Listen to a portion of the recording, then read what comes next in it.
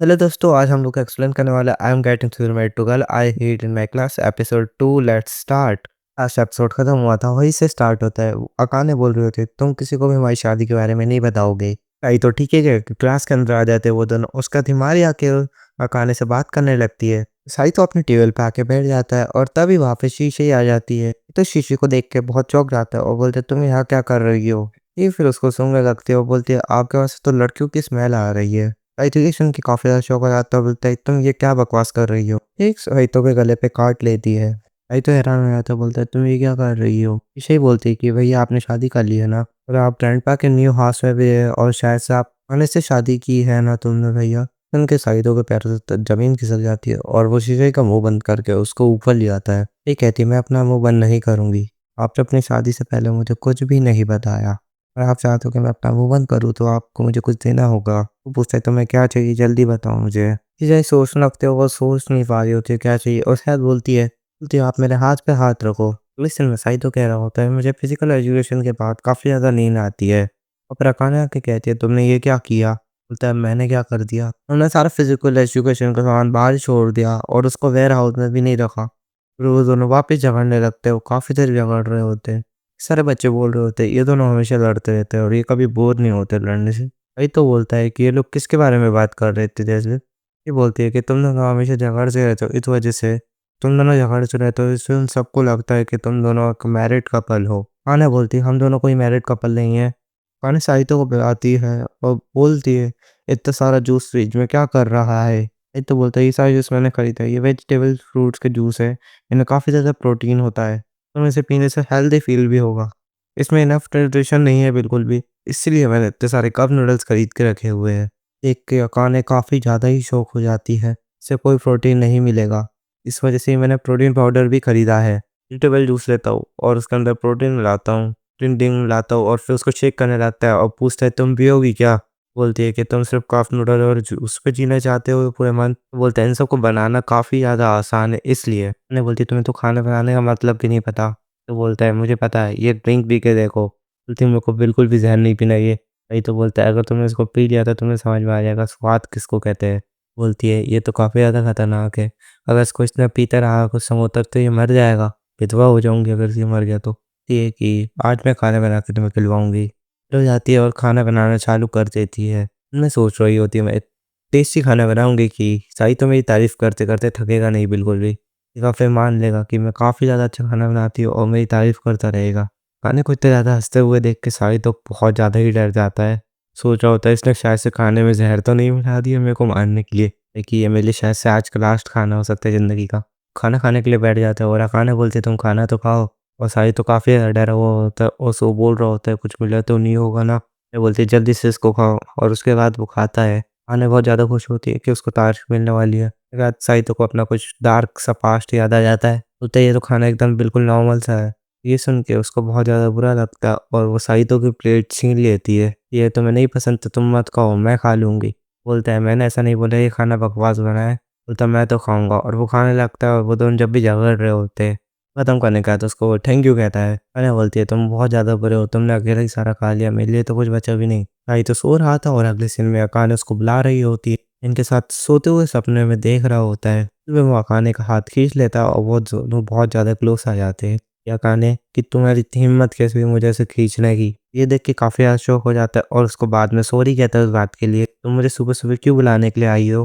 बोलती है तुमने कल रात को खाना खा के बर्तन क्यों नहीं धोए? उसके बाद साई तो बोलता है मैं पूरे मंथ के एक बार में धो दूँगा। अकाने गुस्से हो जाती है और बोलती है तुम कितने गंदे हो। अकाने डबल शिकायत करने लगती है, बोलती है तुमने टॉयलेट पेपर को खुला छोड़ दिया और साबुन भी नीचे गिरा हुआ है। बोलती है तुम्हें बाथरूम को साफ रखना चाहिए। वही तो बोलता है मैं तो महीने में बस एक ही बार बाथरूम को क्लीन करता हूँ और ये सुन के काफ़ी ज़्यादा हैरान होती है। वो बोलती है तुम इंसान ही हो ना, तुम्हें भी थोड़ा बहुत क्लीन होके रहना चाहिए अब। ये मेरे को प्रॉपर्ली और ब्यूटीफुल रहना चाहिए। वो दोनों स्कूल जाने लगते हैं और साई तो बोलते हैं हम दोनों बिल्कुल ही अपोजिट है। बोलते हैं हम दोनों हमारी शादी को टिका भी पाएंगे या नहीं। और रात को वो गेम खेल रहा होता है। शरण में आती है वो बोलती है साउंड थोड़ा कम करो। साई तो बोलता है अभी साउंड कम नहीं हो सकता सॉरी, पर क्योंकि मैं डिफिकल्ट लेवल पर हूँ। हाँ जब देखती है कि साई तो ज़ॉम्बी वाला गेम खेल रहा है तो उसको देख के वो डर जाती है। ये अजीबो-गरीब गेम खेलना बंद करो। तो बोलता है ये एक ज़ॉम्बी हंटिंग गेम है।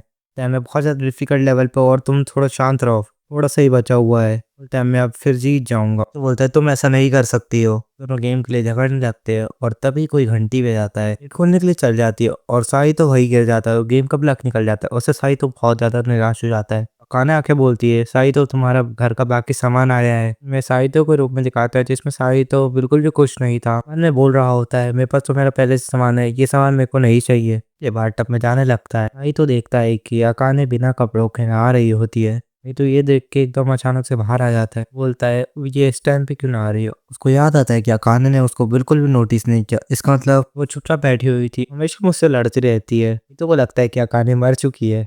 फिर वो उसको बुलाने लगता है अकाने को और अकाने कोई जवाब नहीं दे रही होती है। तो फिर वो बाथरूम के अंदर चल जाता है। अकाने कोई जवाब नहीं दे रही होती है। को पता चलता है कि अकाने तो सो रही होती है। मन में सोचने लगता है कि बाथटब में सोने से काफी सारे लोगों की मौत हो चुकी है। फिर वो उसको जगाने वाला था पर अकाने तो उसी के ऊपर गिर जाती है। तो तुम मुझ पे से हटो। ये अकाने उठ जाती है। जैसे ही वो अपने आप को बिना कपड़ों के देखती है वो साइतो के ऊपर थी, ज्यादा शॉक हो चुकी थी। बोलता है मुझे एक्सप्लेन करने दो प्लीज। और मत करो, यहाँ पे तुम्हारे आने की हिम्मत कैसे हुई। है और फिर साइतो बाहर चला जाता है और बोलता है मुझे एक्सप्लेन तो करने दो। अकाने उसको कुछ बोलने ही नहीं दे रही होती है और अकाने बोलती लगती है तुमने मेरा सब कुछ देख लिया। बोलता है मैंने कुछ भी नहीं देखा। वापस गुस्सा हो जाती है और साइतो को वापस मारने लगती है। अगले दिन जब अकाने नहा चुका होता है वो अपने बाल सही कर रही होती है हेयर ड्रायर से। तो बोलती है मेरे दुश्मन ने मेरे को बिना कपड़ों के देख लिया। यार थके से जब भी मैं बाथरूम में सो चुकी थी जैसे वो मुझे बचाने के लिए आया था।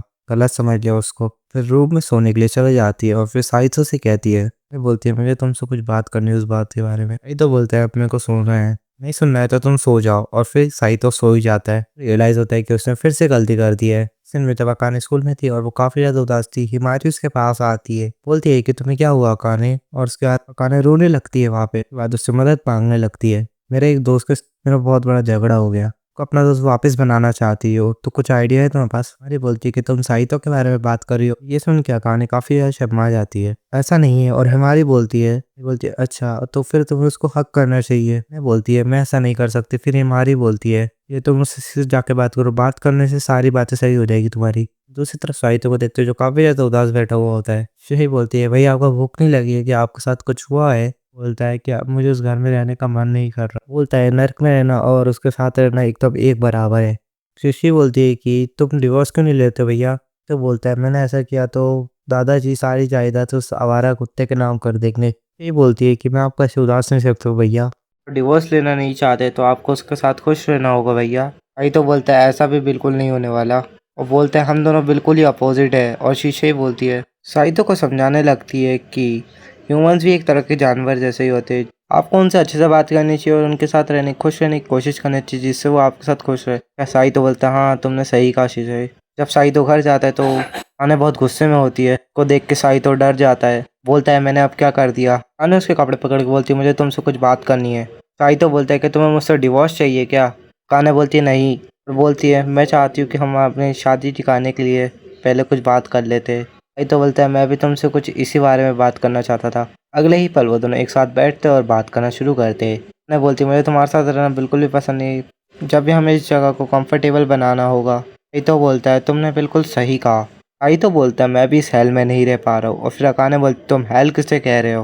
आई तो बोलते हैं हम लोग को टेंशन फ्री होकर कुछ रूल सेट कर लेना चाहिए, रूल के हिसाब से काम करेंगे हमेशा। मैं बोलती है तुम्हें भी अब घर का काम में मदद करनी होगी मेरी। बोलती है मैं जब से यहाँ पे आई हूँ मैं ही सारा काम कर रही हूँ। जो बर्तन और कपड़े जब वो बहुत सारे होते हैं मैं तो जब ही धोता हूँ। खाने गुस्सा होकर बोलती तुम कितने अनहाइजेनिक हो, कितने गंदे भी हो, थोड़ा बहुत साफ रहना चाहिए। मैं हर दिन कपड़े धोने चाहिए अपने। साई तो कुछ सही की बात याद आती है कि हम दोनों को मिल के रहना चाहिए। तो फिर साई तो मान जाता है मैं हर दिन अपने कपड़े धोऊंगा। सुन के अकाने शौक हो चुकी थी पूरी तरीके से। ठीक है बोल के अब तुम क्या चाहते हो मैं करूँ। तो थोड़ा सोच के बोलता है कि कहता है कि जब हम लोग सोए और मैं टच करने दो। अने बोलती है कि तुम मेरा हरासमेंट करने वाले हो। तो बोलते हैं मैं तुम्हें थोड़ा सा भी टच हो जाता है तुम इतने अच्छी जो जलती हो एडी टूट जाएगा, वैसे तुम्हें थोड़ा बहुत सहना होगा। ने बोलती है तुम बस मेरी बॉडी को टच कर सकते हो, क्लोथ के ऊपर, क्लोथ के अंदर नहीं। बोलती है जब भी तुम गेम खेलो तो तुम हेडफोन पहन के खेलोगे। तो बोलता है कि तुम्हें उस गेम से डर लगता है क्या। बोलते बिल्कुल भी नहीं, मेरे को डर नहीं लगता, बस मेरी डिस्ट्रक्शन होती है। तो बोलता है अगर तुम्हें अपने रिलेशनशिप को सही करना है तो हर एक छोटी बड़ी चीज़ में थैंक यू कहना चाहिए उसे। मैंने बोलती जब भी मैं खाना बनाऊंगी तुम्हें मुझे थैंक यू बोलना पड़ेगा, तुम्हें मेरी तारीफ़ भी करनी होगी। बोलता है बस मैं नॉर्मल बोलूँगा। मैंने बोलती नॉर्मल भी कोई तारीफ़ होती है, इतने एफर्ट लगाने के बाद भी कोई अच्छे से तारीफ़ ना करे तो तो बोलता है मेरे लिए सब कुछ फॉर्मल तारीफ के अंदर ही आता है। सोने से पहले अकाने ने हिमारी को फ़ोन लगाया था थैंक यू कहने के लिए। उसके आइडिया की वजह से वो लोग बेहतर रह पा रहे थे। अब वहाँ पे साइतो आ जाता है, इस वजह से अकाने कॉल कट कर देती है। को देख के वो लेट जाती है और साइतो चौंक जाता है। अकाने बोलती है तुम मुझे अभी टच कर सकते हो। बोलता है तुमने तो मेरी बात को पूरी तरीके से गलत ही समझ लिया है। मैं गलती से टच करने की बात कर रहा था। ये सुनने के बाद अकाने काफ़ी ज़्यादा शर्मा जाती है। साइतो शीशे से बात कर रहा होता है, रहने के लिए कुछ टिप्स पूछने लगता है शीशे से। अगले दिन साइतो खाने के लिए केक लेके आया होता है। उनकी अकाने काफ़ी ज़्यादा शौक हो जाती है। पूछती तुम्हें मेरे फेवरेट केक के बारे में कैसे पता। बोलता है तुमने पिछले साल आइटोलॉजी केस में लिखा था। बोलती तुम्हें अब तक याद है उसके बारे में। अकाने बोलती तुम तो काफ़ी ज़्यादा क्रीपी हो। और साइतो बोलता है क्रीपी लगता है तो मुझे माफ़ कर देना, मेरी स्ट्रॉन्ग मेमोरी बहुत। मैं खुश हो जाती हूँ और बोलती है जो मैंने पिछले साल लिखा था वो तो मैं भी भूल गई थी, तुम्हारा शुक्रिया मुझे याद दिलाने के लिए। साइतो अकाने को खुश देख के चौंक जाता है और ब्रश करने लगता है। अकाने बहुत सारा खाना बना के साइतो को खिलाने लगती है। तो बोलते तुमने अकेले इतना सारा खाना कैसे बना लिया। बोलती जल्दी से खाओ और बताओ कैसा बना है। बोलते ये काफ़ी ज़्यादा अच्छा बना है। और ये सुन के अकाने काफ़ी ज़्यादा खुश हो जाती है। साइतो उसको खुश देख के काफ़ी ज़्यादा हैरान हो जाता है। वापस वो डिशेस धोने लगता है और अपने मन में कहता है तो वो तो हमेशा मुझसे गुस्सा रहती है और मुझसे झगड़ती रहती है। और उससे पूछती है मैं तुम्हारी कोई मदद करूँ। तो बोलता है तुम्हें मेरी मदद क्यों करनी है। और फिर अकाने गुस्सा होकर बोलते हैं अगर तुम्हें मदद नहीं चाहिए तो मैं मदद नहीं करूँगी। तुम्हें इतनी सारी डिशेस धोने में प्रॉब्लम आ रही होगी तो इसलिए मैं तुम्हारी मदद करने आई थी। तो बोलते हैं तुम मेरी मदद कर सकती हो। अकाने खुश होकर उसकी मदद करने लगती है। आई तो अपने मन में कह रहा होता है ये हमेशा मुझसे झगड़ती रहती है, जैसे मैंने कभी ये नोटिस नहीं किया जब भी वो स्माइल करती कितनी खूबसूरत दिखती है। एपिसोड 2 खत्म हो चुका है और जिनको वीडियो अच्छा लगा है तो लाइक एंड सब्सक्राइब करके जाना। Thanks for watching now.